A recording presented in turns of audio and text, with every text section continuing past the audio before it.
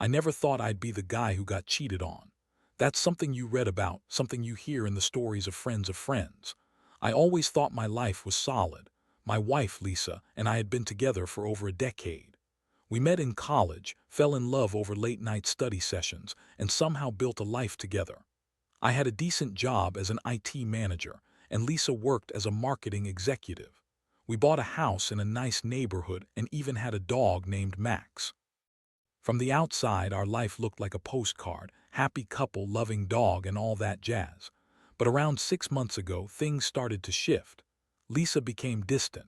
I'd catch her staring at her phone more than usual, and not just the usual scrolling through social media. There was a nervous energy about her. She'd say she was working late or had to meet with clients, but I saw less and less of her. It was subtle at first, something I brushed off as work stress.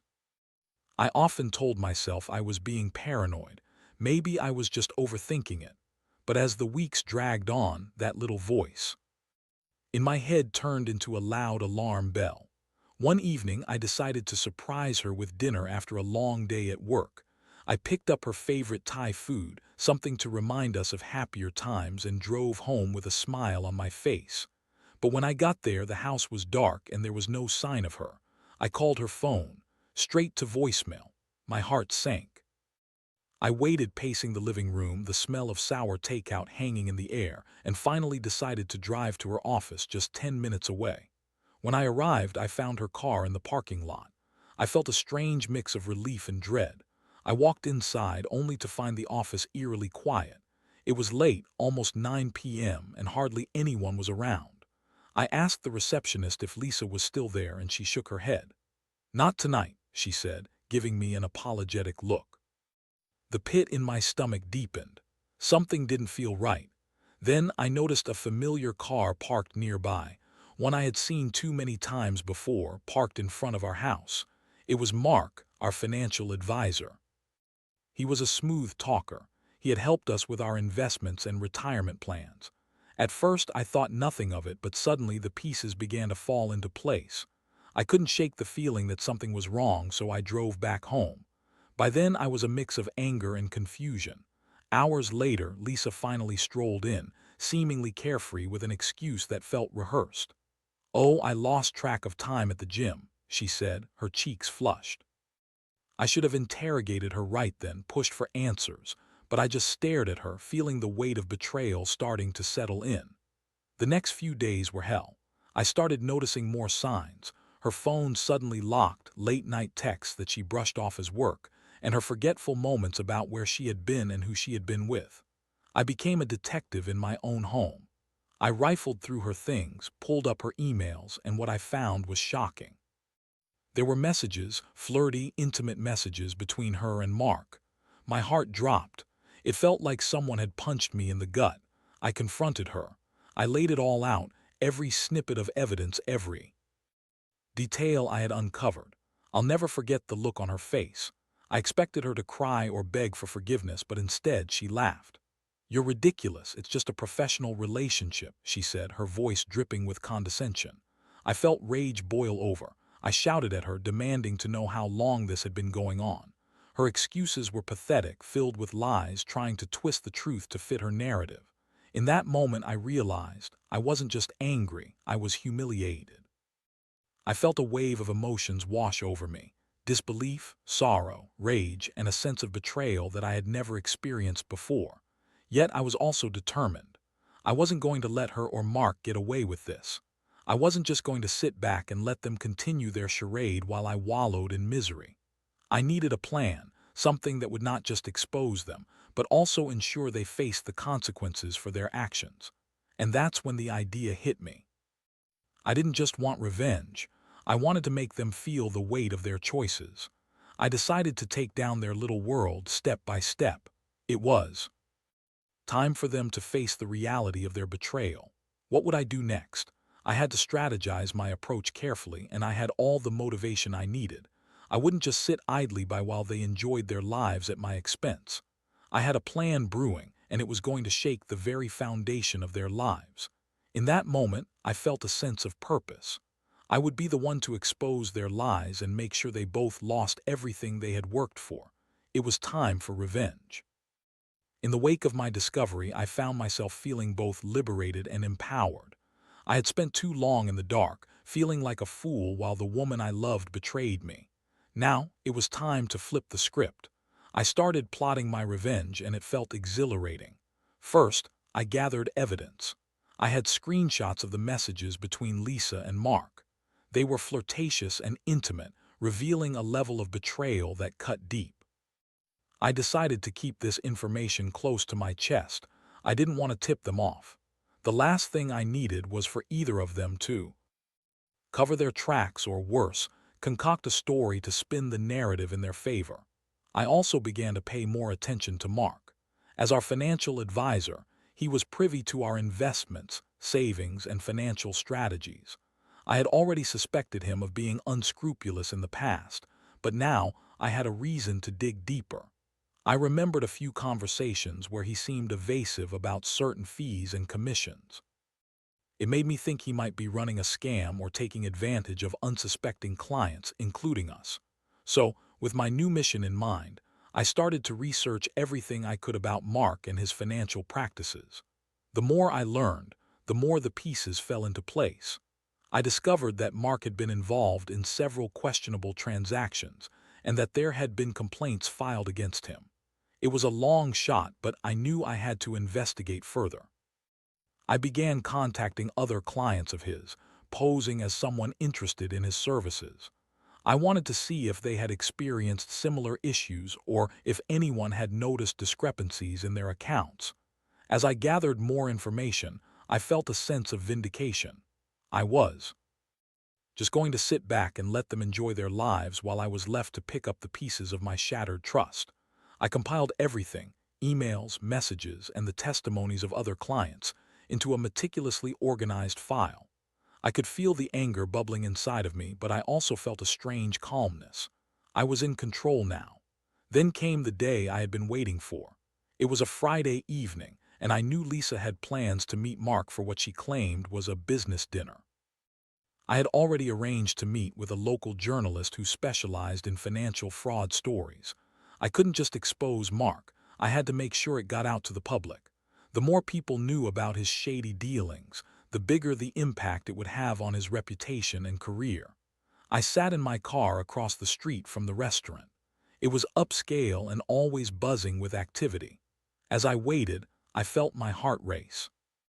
The weight of what I was about to do was heavy, but my determination pushed me forward. I watched as Lisa arrived, dressed to the nines, her laughter ringing out. As she greeted Mark with a hug, it sickened me to see her so comfortable with him, as if they hadn't just been plotting behind my back.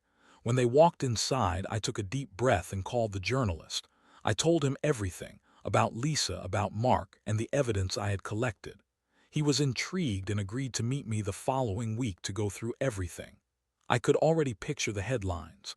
Local financial advisor caught in web of deceit. It had a nice ring to it. After the call, I felt a surge of adrenaline. I had taken a significant step towards justice, but I knew I wasn't done yet. I had to ensure that both Lisa and Mark faced consequences, not just professionally but personally. I needed to bring their world crashing down, and I was determined to do it. The next few days were a whirlwind. I kept up the facade at home, acting as if everything was normal. Lisa had no idea what was coming. I watched her interactions, waiting for the perfect moment to strike. She continued to lie through her teeth, claiming she was working late or busy with projects. It was infuriating. But I had learned to compartmentalize my emotions. Anger would only distract me from my goal. On top of everything else, I started to think about our finances. I had been the one to manage most of our investments, and I decided it was time to make some changes. I withdrew a significant portion of our savings and transferred it to a separate account that Lisa wouldn't know about. It was a precautionary measure, ensuring that she wouldn't be able to access our joint funds if things escalated. By the end of the week, I felt like I was living a double life. I was the betrayed husband by day and the vengeful strategist by night. I couldn't help but smile at the thought of how their lives would change. It was no longer about revenge solely for my sake. It was about exposing them for who they really were. As I prepared myself for the next phase of my plan, I found a sense of clarity. The betrayal wouldn't just define me, it would empower me to stand up for myself and reclaim the life I once had. I was ready to take the next steps in my journey, and I couldn't wait to see Lisa and Mark's world crumble. Each passing day brought me closer to the moment when I would finally unveil the truth. I was fueled by a newfound strength, and it felt good. I had been wronged, but now I was the one in control, and that was a feeling I wouldn't trade for anything. As the days turned into a week, I continued my careful planning, immersing myself deeper into the world of financial deception and betrayal. The feelings of anger had transformed into a cold resolve. I was no longer just a heartbroken husband. I was a man determined to reclaim his dignity and expose the truth. The night of my planned confrontation with Lisa was finally here. I had set everything in motion. I had already met with the journalist, who had agreed to publish a detailed piece about Mark's questionable financial practices, and I had secured a meeting with a few other clients who were willing to share their experiences. That night, I would confront Lisa with everything I had and watch as her carefully constructed world fell apart. I waited for her to come home, the anticipation building in my chest. I had asked her to come home early, feigning a romantic dinner, but I knew she wouldn't suspect a thing. She walked through the door wearing that same smug smile she always had, blissfully unaware of the storm brewing beneath the surface. "Babe, you're home early," she chirped, dropping her purse on the table. "I thought we were having dinner later." "Sit down, Lisa. We need to talk," I said, trying to keep my voice steady. Her smile faltered slightly, and I noticed a flicker of confusion in her eyes. She took a seat at the dining table, glancing at the aromatic dinner I had prepared. "Is everything okay?" she asked, her tone shifting to a more serious note. "Not really," I replied, crossing my arms and leaning against the table. I pulled out my phone and showed her the screenshots of her messages with Mark. "What's this, Lisa?" Her face turned pale as she read through the messages. I could see the gears in her head turning, desperately trying to formulate a lie. "That's not what you think," she stammered, her voice cracking. "It's just business communication. You know how he is. Business communication, really? It sounds more like a personal relationship to me," I shot back, my frustration boiling over. "How long has this been going on?" "Just a few months," she admitted, her eyes darting away from mine. It didn't mean anything. I was confused, and Mark was just what? Playing the part of the knight in shining armor while you were betraying your husband. I interrupted. "You think I'm an idiot." Her defensiveness crumbled, and I watched her expression shift from anger to desperation. "Please, let's not do this now. We can talk about it. I didn't mean to hurt you," she cried, her voice rising. "No, Lisa, you hurt me. You lied to my face, and now I'm done with the excuses," I said, my heart pounding as I felt the weight of the truth settling in. "I've been researching Mark, and guess what? He's been cheating clients out of their money. I have proof, and I'm going to expose him." "What are you talking about?" she gasped, disbelief etched on her face. "You can't do that." "I already am," I replied, feeling the adrenaline surge through me. "I've spoken to clients who have had similar experiences, and I've contacted a journalist who's eager to uncover the truth." I watched her face drain of color as the reality hit her. "You can't ruin his life. He's a good man," she pleaded, shifting tactics, trying to save her own skin. "He's a fraud, and you're just as complicit in this as he is," I said firmly. "You thought you could keep this hidden, but now it's time to face the consequences." The reality of our situation hung in the air like a thick fog. I could see her scrambling for words, her facade cracking further. "You're being unreasonable. I love you. I didn't mean for this to happen," she shouted, her voice rising in panic. "Love? You think love is lying and cheating?" I shot back, my voice steady but filled with bitterness. "You've betrayed everything we built together. You've turned our marriage into a joke." Lisa's tears began to flow, and for a moment I almost felt sorry for her. Almost. But then I remembered the countless nights I had spent wondering where she was, the lies she had told me, and the trust she had shattered. I couldn't fall for her emotional manipulation again. "Do you even realize how much you've hurt me, or are you too deep in your own selfishness to care?" I continued, the anger giving way to a profound sense of loss.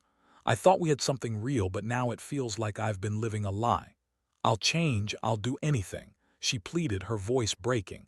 Please, let's just fix this. Fix this, I scoffed. You think we can just pretend this never happened? This isn't something that can be swept under the rug. You made your choice, and now you have to deal with the fallout. Suddenly, the weight of what was happening hit me. This was it. This was the moment that would change everything. I had envisioned this confrontation countless times, but now that it was happening, I felt a mixture of relief and sadness.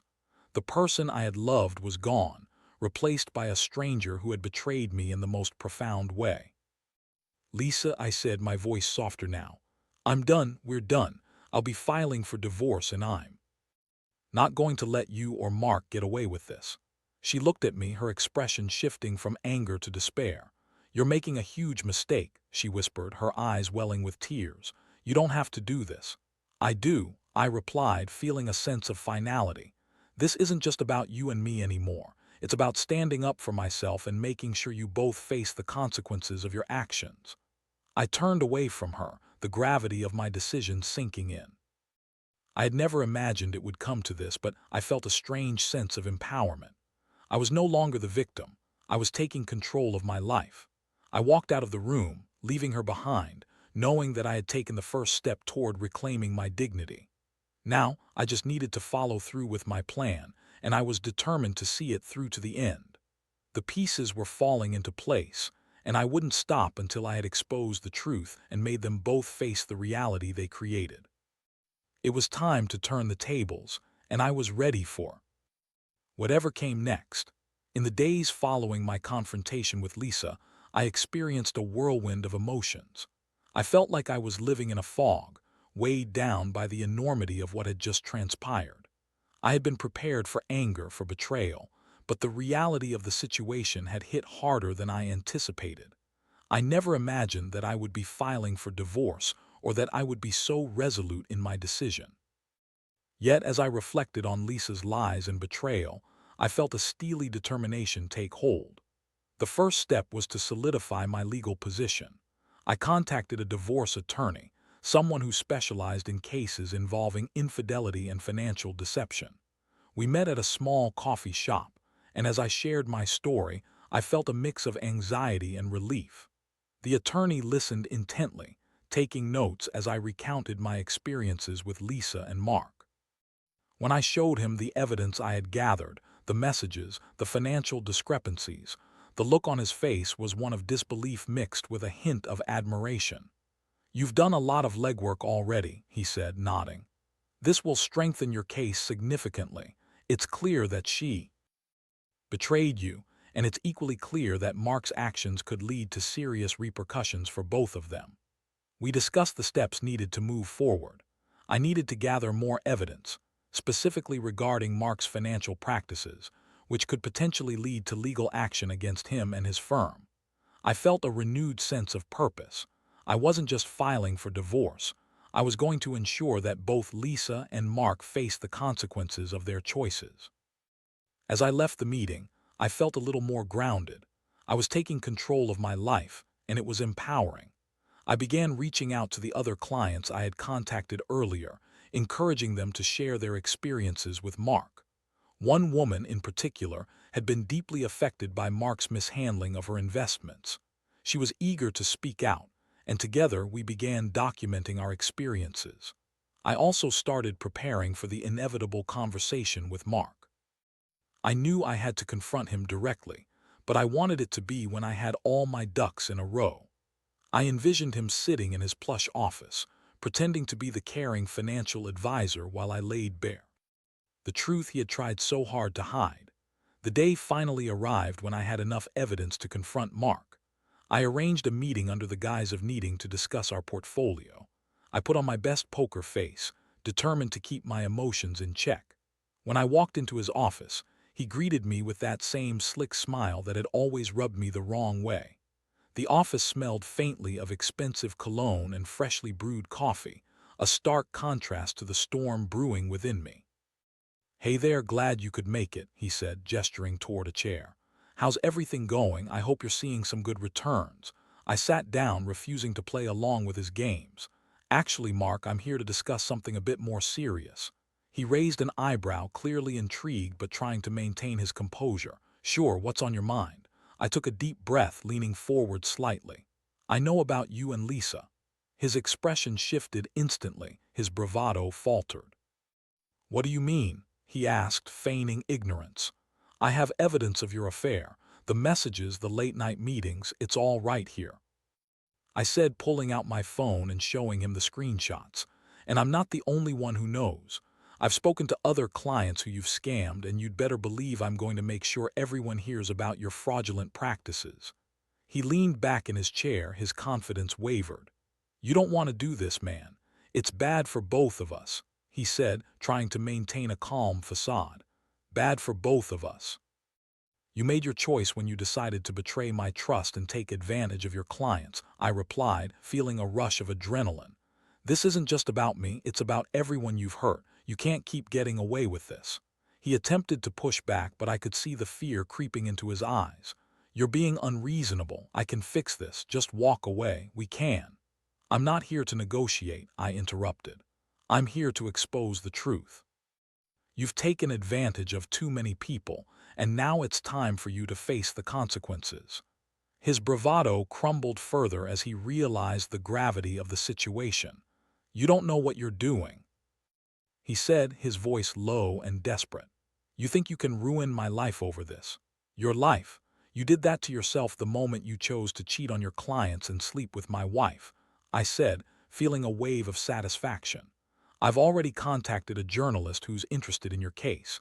You'll be facing serious repercussions, Mark. The silence in the room was palpable. I could see the realization dawning on him as he began to grasp the full extent of what I was doing. I stood up, ready to leave.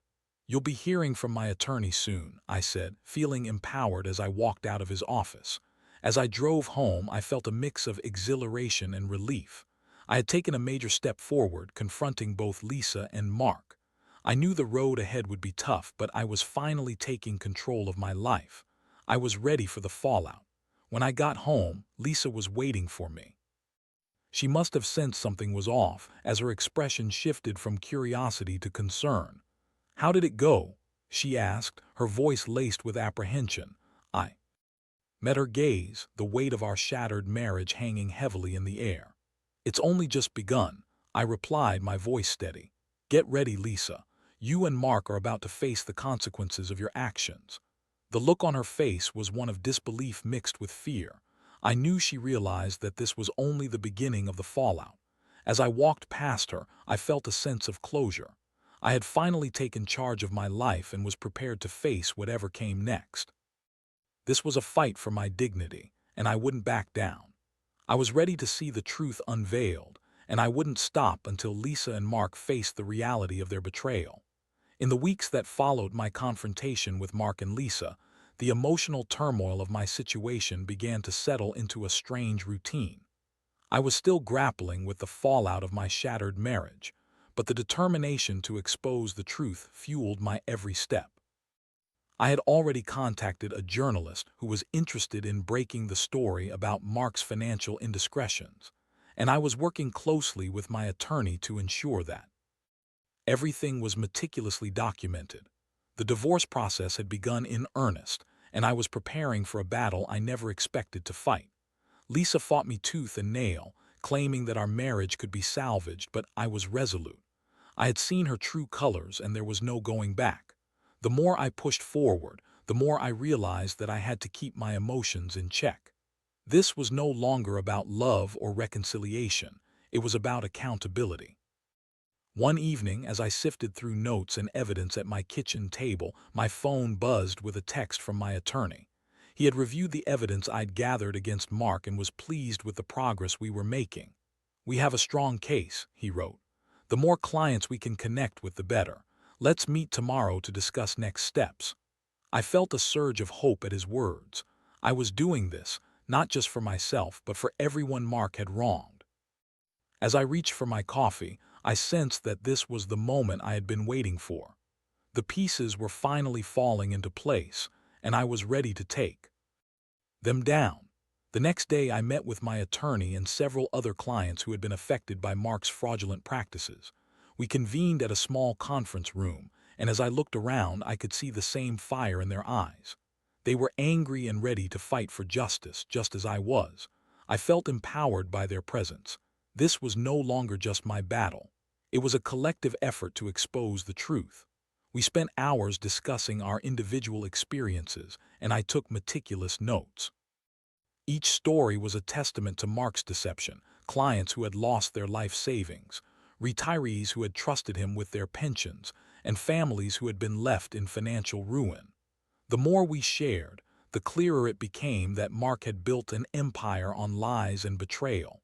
As the meeting wrapped up, I could feel a sense of camaraderie among us. We were in this together. The attorney suggested we gather all our evidence and prepare a comprehensive report to present to the State Financial Regulatory Board. It was a long shot, but if we could demonstrate a pattern of malpractice, it could lead to serious consequences for Mark and his firm. With a renewed sense of purpose, I returned home that evening feeling lighter. I was no longer just a victim, I was a warrior fighting for justice. As I entered my house, I saw Lisa sitting on the couch, her face a mask of uncertainty. "Can we talk?" she asked, her voice tentative. I hesitated but eventually nodded, knowing this conversation was inevitable. As I took a seat across from her, I noticed her hands fidgeting nervously. "I've been thinking about everything," she began, "and I want to apologize for what I did. I know I hurt you, and I never meant for it to go this far." Her words felt hollow. "You hurt me, Lisa. You betrayed my trust and destroyed our marriage," I replied, keeping my tone steady. "There's no apology that can fix that." "I know, but I still love you," she said, her eyes pleading. "We can work through this. I'll do whatever it takes to fix our relationship." "Love? What you did wasn't love," I snapped, feeling the anger rise again. "You lied and cheated, you made your choice, and now you have to deal with the consequences." She looked taken aback, her expression shifting from desperation to frustration.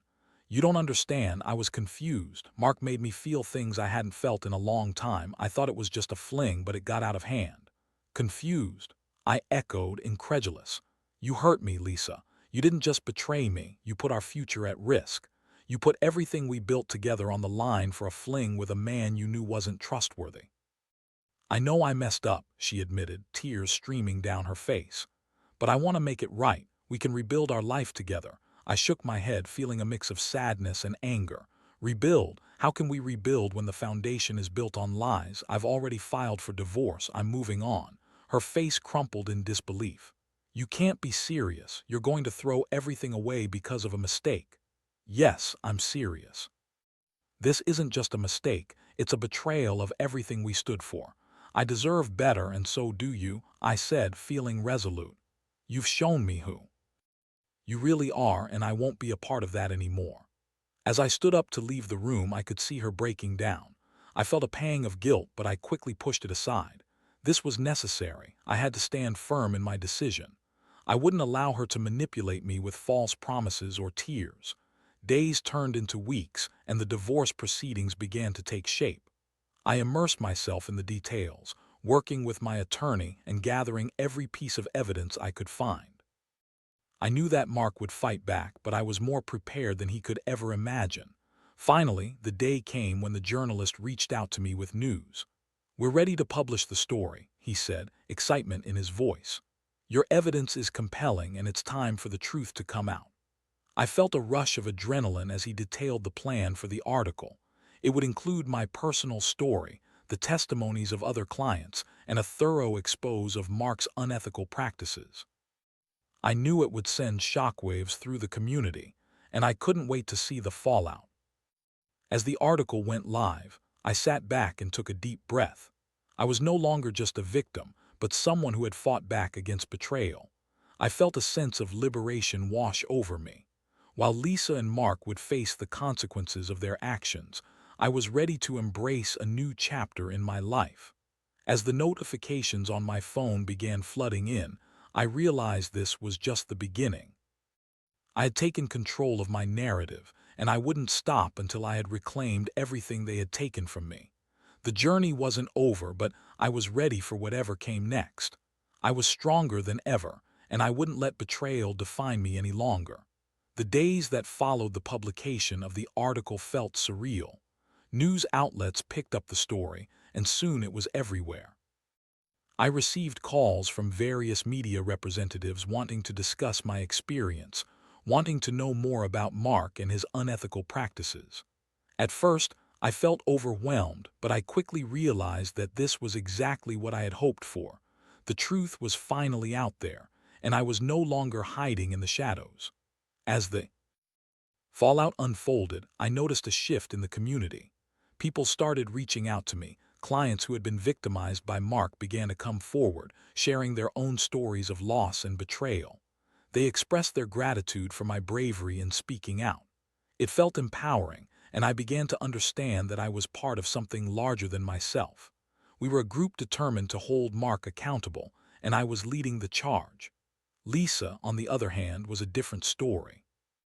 The moment the article hit the news, I could see the impact it had on her.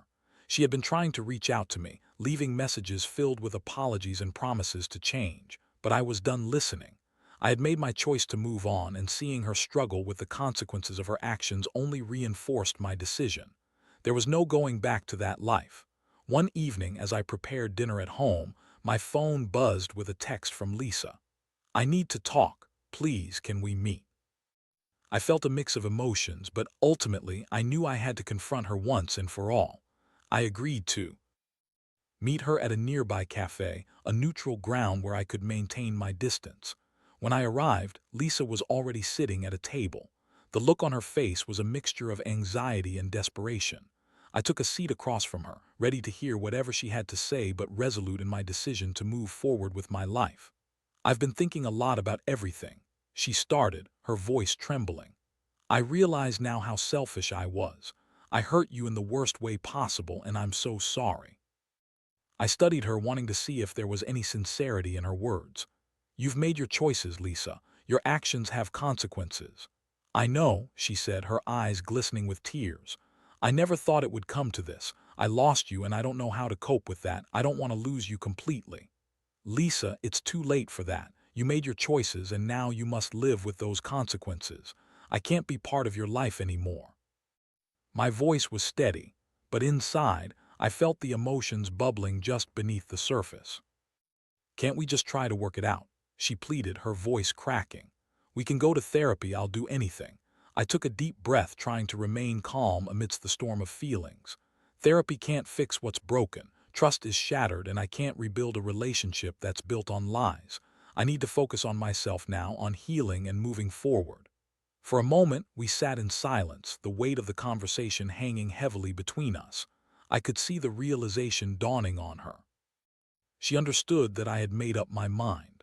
"I didn't want it to end like this," she whispered, her voice barely audible.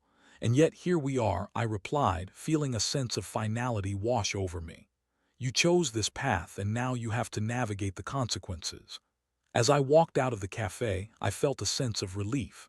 That chapter was finally closing, and I was ready to embrace whatever came next. I had fought back against betrayal, reclaimed my narrative, and sought justice not just for myself, but for others who had been wronged. The divorce proceedings continued, and as the dust began to settle, I emerged stronger. I found solace in my newfound freedom and even started exploring new hobbies. I joined a local hiking group, reconnected with old friends, and even took a trip alone, something I had always wanted to do but never had the chance. I began to realize that life had a way of moving forward, even after the most painful betrayals. I learned to embrace the uncertainty of the future with open arms. I was no longer defined by my past. Instead, I was crafting a new narrative, one that was my own. Eventually, I received news that Mark was being investigated by the Financial Regulatory Board. The article, along with the numerous testimonies from clients, had put him under scrutiny. I felt a sense of vindication wash over me, knowing that the truth was finally coming to light. It was a small victory, but it reminded me that standing up for what was right was worth the fight. As I reflected on everything that had transpired, I understood that while betrayal was painful, it also opened the door to growth and newfound strength. I had learned to trust myself again, to believe in my worth, and to embrace the possibility of a brighter future. If there's one piece of advice I could give to anyone going through a similar situation, it would be this: don't let betrayal break you. Use it as a catalyst for change. Stand up for yourself, seek the truth, and don't be afraid to walk away from what no longer serves you. Life is too short to settle for anything less than the love and respect you deserve. With that, I turned the page on my past and excitedly stepped into the future, ready to embrace whatever it held.